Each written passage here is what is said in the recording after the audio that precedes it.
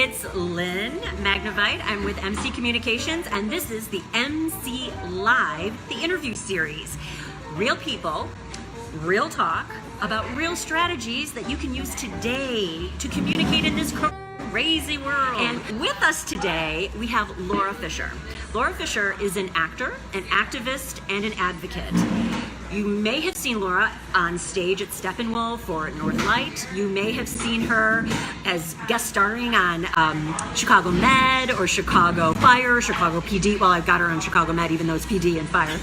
She is an advocate. She and her partner, Lori Myers, and other Chicago theater companies, they got together to develop a code of conduct for theaters to prevent and respond to sexual harassment and other types of unsafe practices. And Laura's going to talk a little bit about that.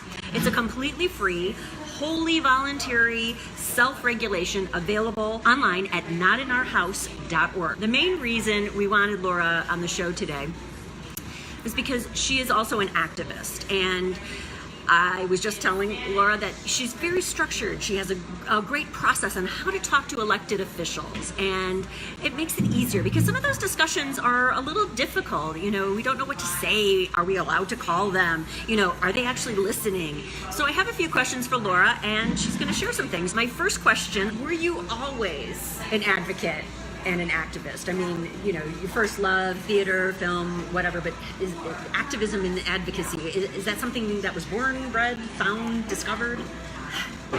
No.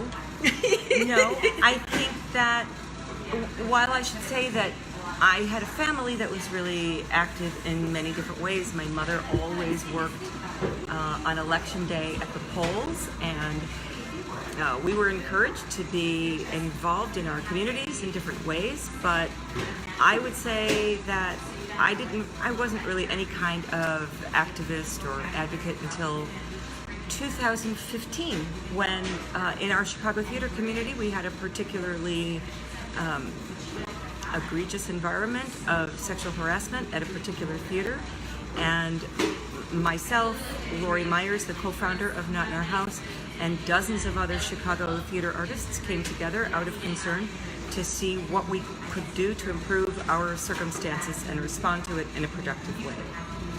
And then with the election of 2016, I think I, and many of you watching, started to ask myself, how was I going to respond? And so I started calling my elected officials about things that were important to me. And now I do it almost every day. So tell us, before we launch into the activism, tell us more about Not in Our House. How do you persuade theaters to kind of adopt these policies or these concepts? What happened, just for a really truncated story of how this happened, the first step was 10 theaters got together around a table periodically over the course of a year and wrote a draft, about 30 pages, focused on prevention and response, not only to issues of sexual harassment, but so that it could be somewhat of a procedural document for theaters that might not have such a thing, so they could introduce practices into their spaces like brokering consent for scenes with sexual content. And then what happens if somebody goes off of choreography in that scene with sexual content? What do you do? Who do you talk to? How do you talk to them? What should be your expectation? What is your responsibility? So the document is focused on mentoring all parties in that situation, because if I have heard one thing more than anything else, or two things more than anything else, from people who have experienced harassment or abuse, not just of a sexual nature, but of racial nature, of different kinds of things, just any things that can happen where there's a differential in the power structure. Right. They'll say, I just thought that's the way things went, or they'll say, I didn't know who to talk to. And those were two problems that we could address right away. So 10 theaters got together and wrote it, then 20 theaters, local all to Chicago, piloted the document, took it back to their theater, got agreement from their companies. I wasn't really doing much persuasion at the time. And then, so 20 theaters piloted the document. We would get together periodically and they would say, This isn't enough, this is overreach, this is unclear, we want to contribute this, can we write this more clearly? And so then we sent it to an editor who made the document consistent. We took all gender references out of the document. We sent it through 3 different attorneys to make sure that it wouldn't make things more litigious in theater spaces. And then a week before we were going to call it finished, the Harvey Weinstein thing happened. Wow. So this was all 2 years in process before that. Right. Wow. And so people started Googling sexual harassment theaters, and our document was coming up. It's called the Chicago Theater Standards, available at notinourhouse.org. And people started finding us and calling and saying, we want to do something in our community like you did. Will you come and talk to us?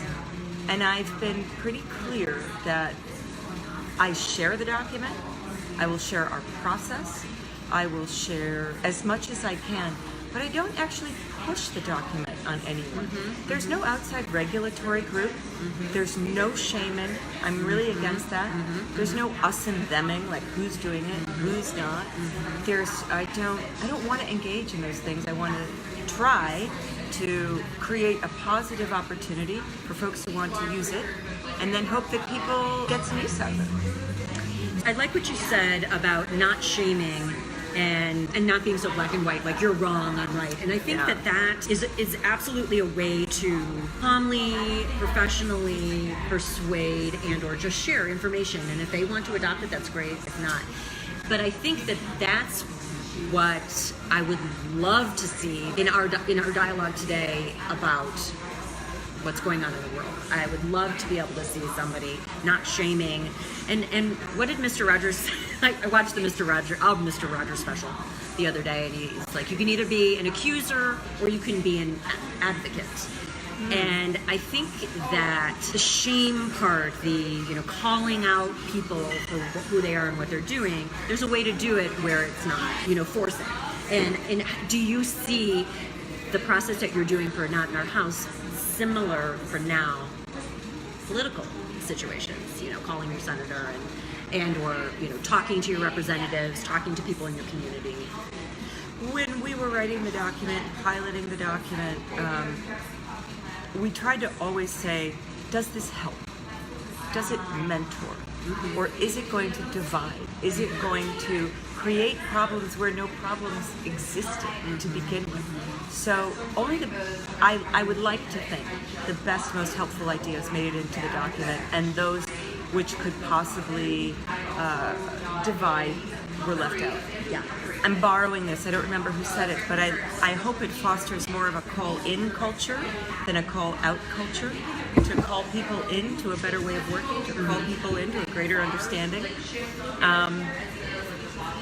And I don't want to speak too negatively of the call-out culture, because while it stings and it hurts and it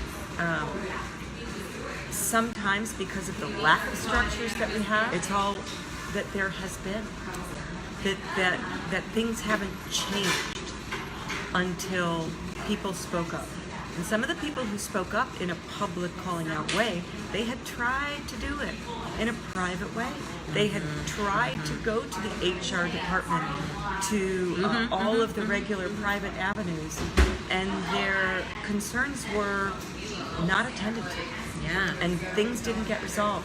I would like to think there is another side.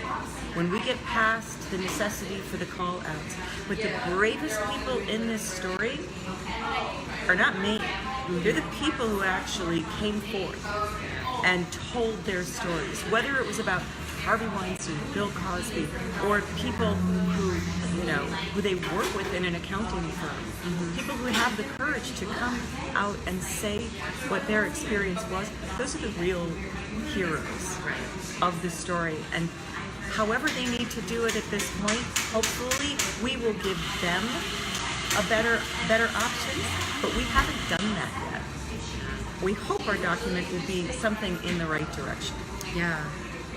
But in terms of talking to public officials, I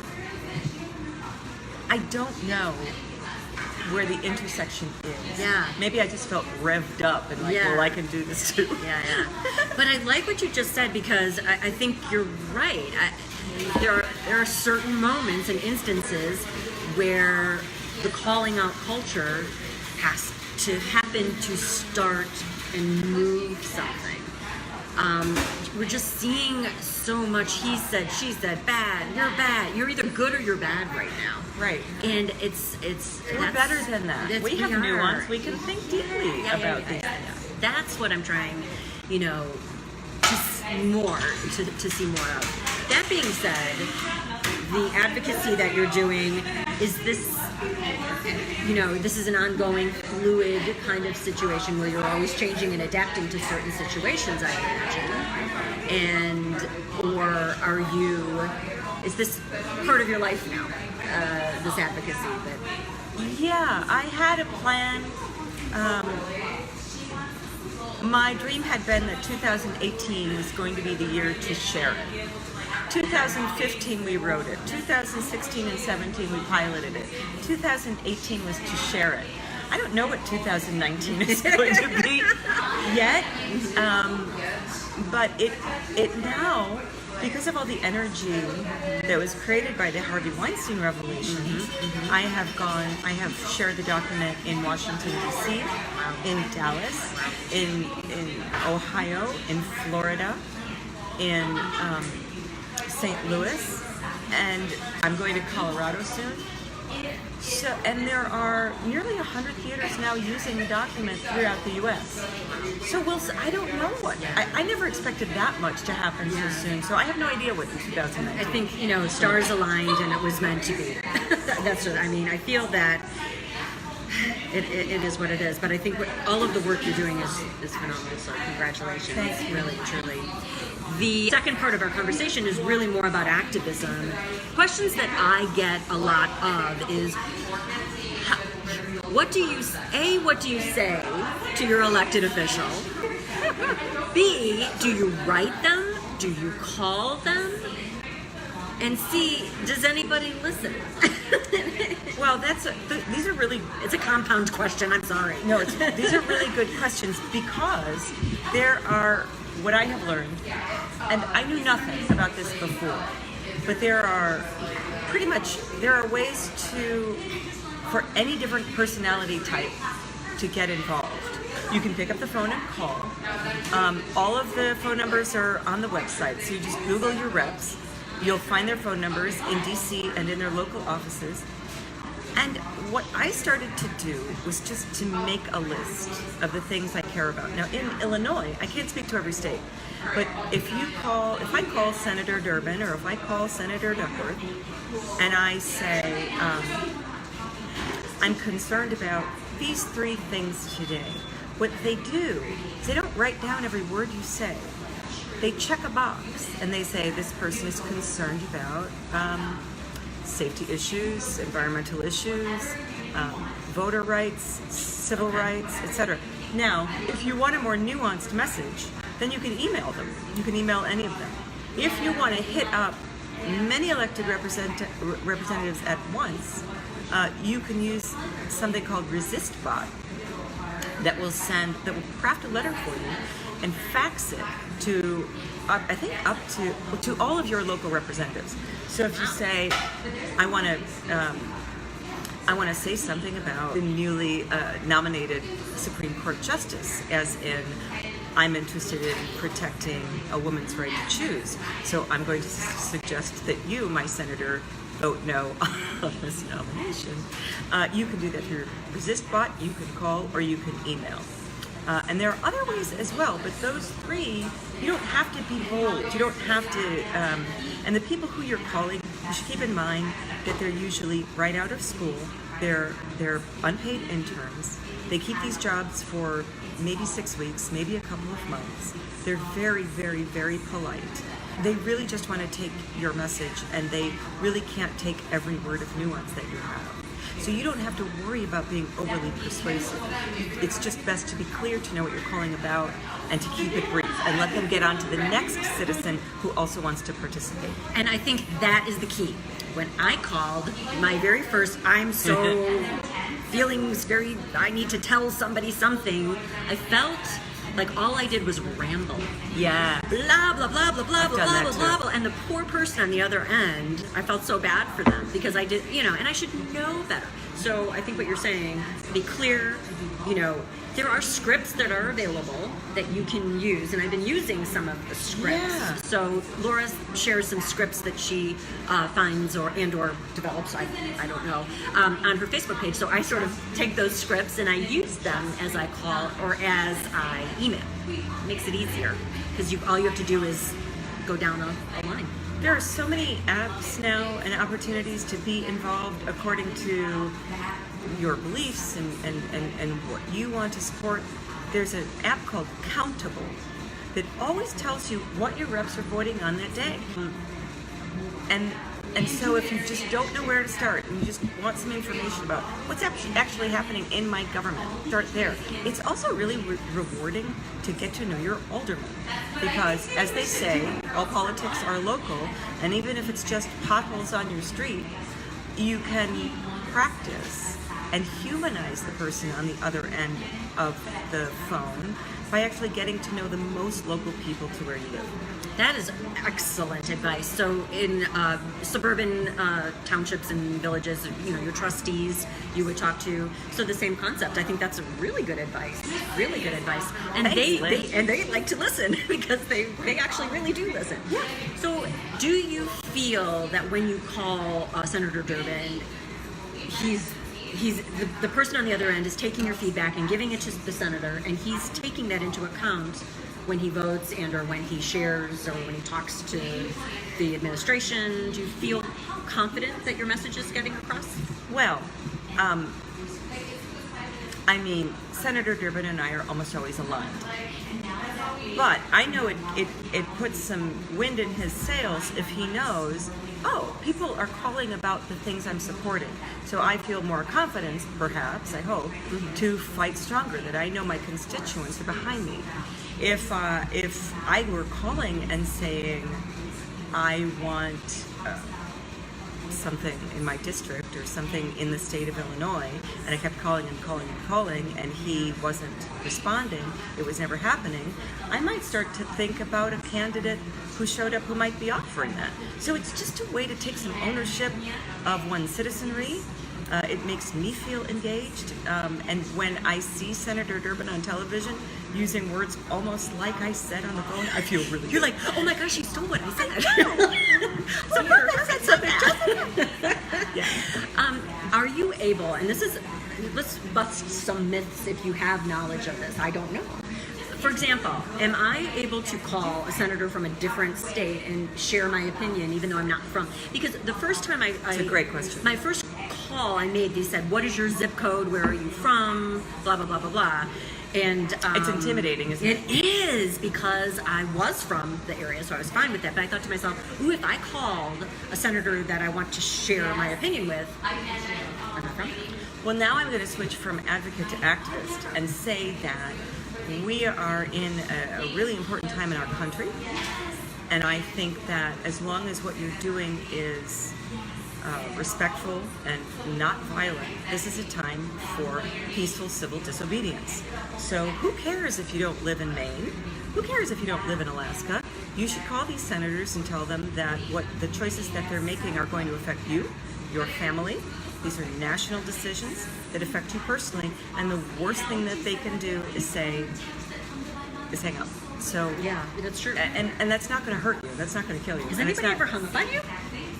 Nobody's ever hung up on me yet, and I'm a crackpot.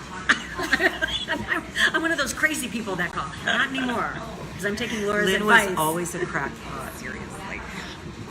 I'm taking Laura's advice, and I am writing clear, concise I was messages. trying to be so professional. You've been up to this. I'll just edit that out in the rebroadcast. I feel like you are absolutely correct, and I'm glad that you made that distinction. What, in your opinion, is the distinction between being an advocate and an activist? Where do you cross that line? Well, I don't know. I mean, it sort of seemed like if I'm advocating, say, getting involved with one's local representatives, and I'm advocating for doing that, I'm saying, hey, I think it's a great thing to be involved in democracy and owning our democracy. As an activist, I'm sort of saying, I think you should do this thing. I think you should, and now that might not be right. I'm not using, I should consult a dictionary. If anybody would like to go to the dictionary and tell us the difference. Dictionary.com. That could be useful. But that's okay. I think it's more of the spirit. How about the spirit of the definition? Because when you said that, I thought to myself, wow, that's really, it seems to me that advocacy is supporting and sharing knowledge and being part of the community. But activism is taking an act. Yeah. Is actually going to a march, actually picking up the phone, doing something that, and what Laura says is so important. It's what you believe in.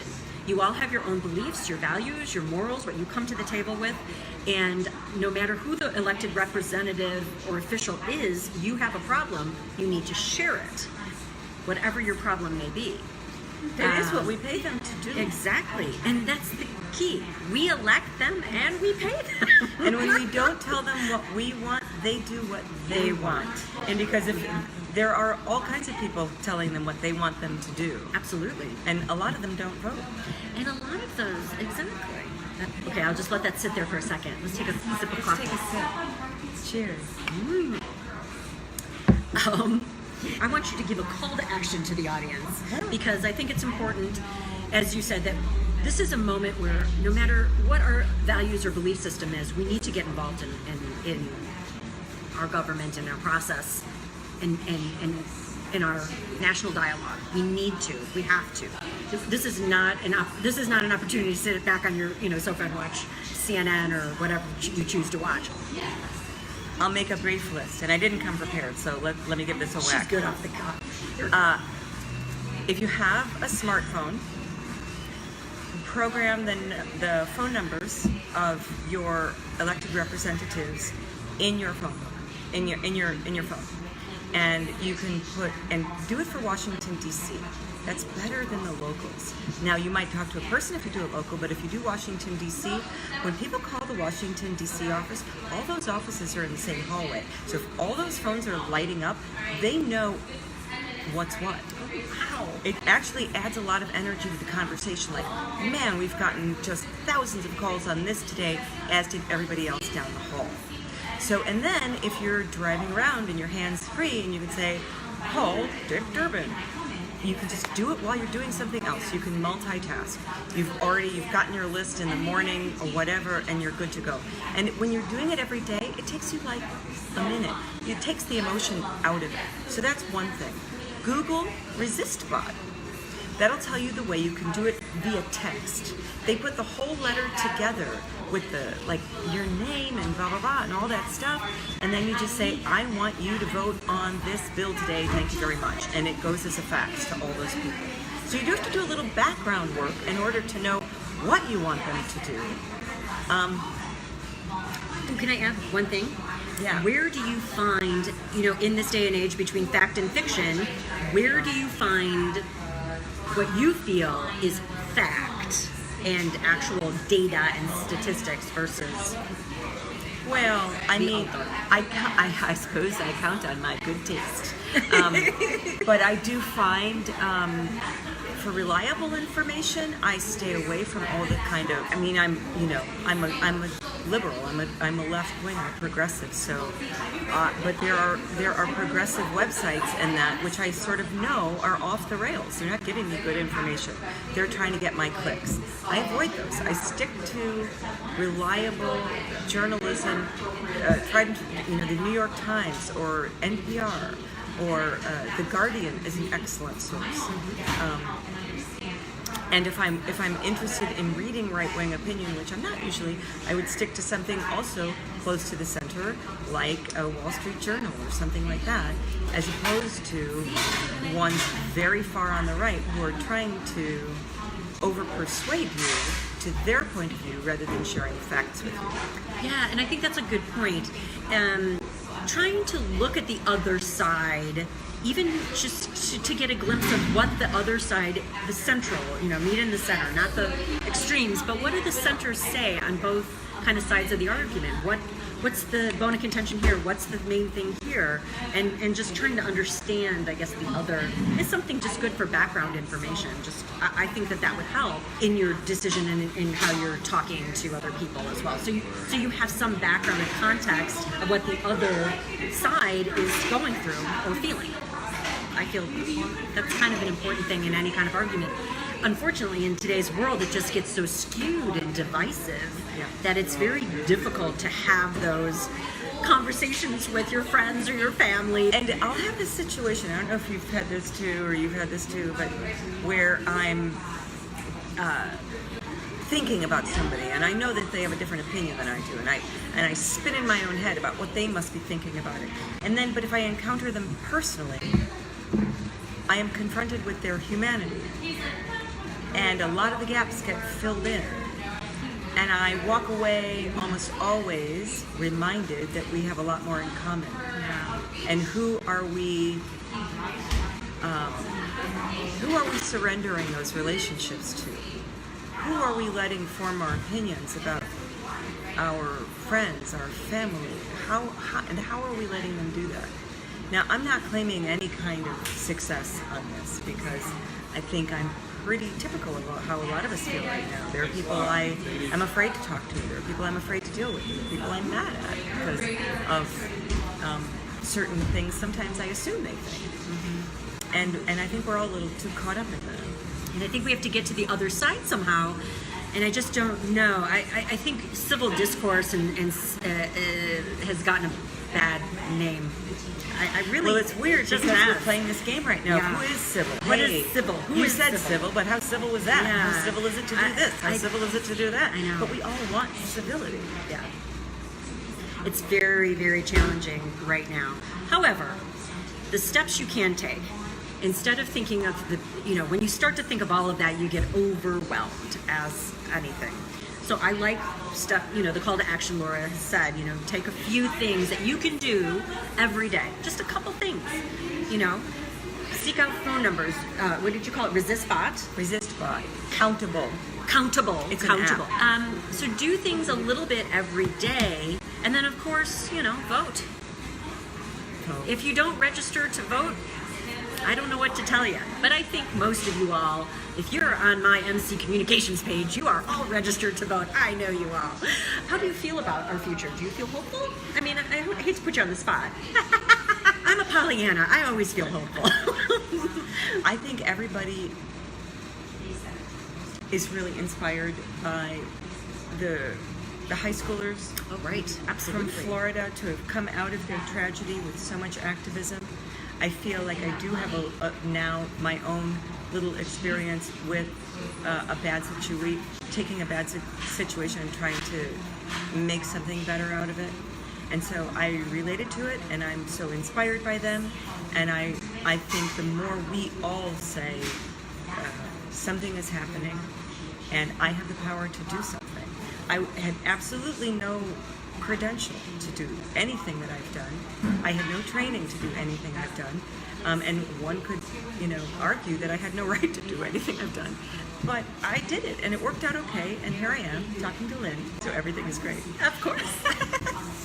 But I think that's the most important thing. We are all real people. We have real situations, real experiences, and who better to move things forward? And some of the most incredible grassroots organizations come from a love or a passion or drive. So I think that's wonderful what you're doing. I think it's incredible, and I think you absolutely have the right to do what you did. And I'm thrilled that you are such an incredible advocate for theaters and human beings. And I think it's awesome. So we all have that in us. Absolutely. I do too. Yeah. I do too. We just have to really dig deep and find where that is. I guess that's kind of my takeaway for today. A, be clear and concise when I speak to my elected officials. B, it's we make the change. No one else is going to do this for us. We need to make the change. We need to take action for whatever our beliefs are. We need to take that action. We need to come together as a community and do good things. We're going to be advocates versus accusers. That's what I have to say. And if somebody tells you they've been abused, believe them and support them. So, as we end, do you want to let people know where they can find you if they want to contact you? Do you have a website? Do you have... If you have an interest in Not in Our House, you can go to notinourhouse.org, and there is an opportunity to email us from there. We kind of glossed over the actor part because coming up, what's coming up that you can tell us? I have 2 feature films coming out. Feature films, guys! Sometime in the next couple of months. One is called Captive State. It's a big feature film. And the other is called Widows, directed by Steve McQueen, the guy who did 12 Years a Slave. So I'm excited to be a part of that. Come on. Come see me. I knew her when. Come on. Seriously. When I was just an actress. dork failing theater history. Me too. Thank you so much for kicking off my new series. Yay! And sharing, being so heartfelt and so honest and authentic with everything you do. And I just adore this woman. And I adore this woman. That's it for today. If you want to check out Cafe Urbano, it's like I said, it's in the city. Good. It's on Elston. It's a beautiful little cafe and delicious cute. coffee and cuter mugs. Could you see any cuter mugs in there? Cute. I will be back next week with another fantastic guest. And so thank you so much for joining us. Give us a little love. Tell us what you think in the comments. And have a wonderful day. Thanks, guys. Cheers.